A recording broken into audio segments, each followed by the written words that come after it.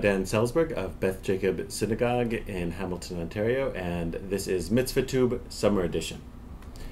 The other night, the family and I went down to the Bayfront to see the Canada Day fireworks. My first Canada Day fireworks, and it was fun. There's no reason to link explosions in the sky with national independence, but it's an enjoyable thing to do, and that's like a lot of things we do over the summer.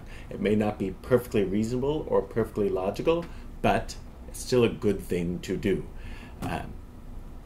Summer movies imply something that's not purely logical, but just enjoyable. Summer reading usually isn't the heaviest stuff that you could possibly read, but it's enjoyable.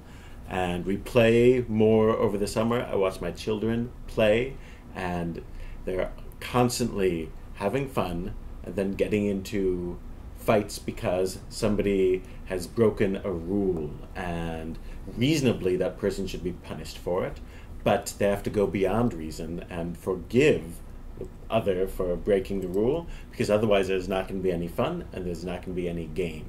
That if they get stuck on just enforcing their rule, they're not going to get anywhere.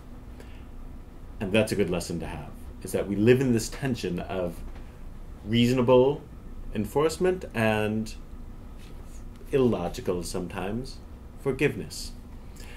We find it throughout the Torah. God is consistently pulled in this in two directions, towards strict reasonable justice and beyond reason, forgiveness and mercy, beyond what a person is deserving.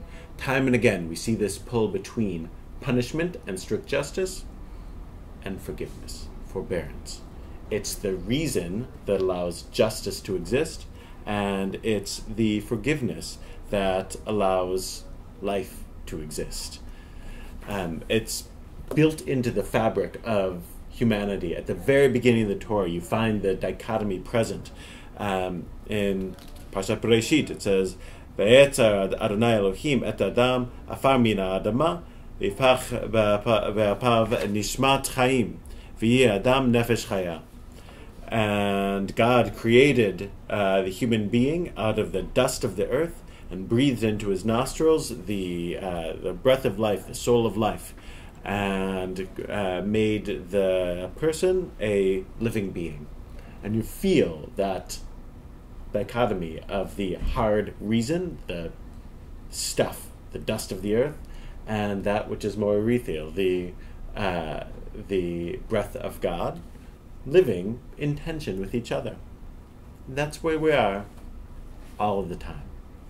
But during the year, we can follow one logical step to the next and end up in a place that isn't where we want to be.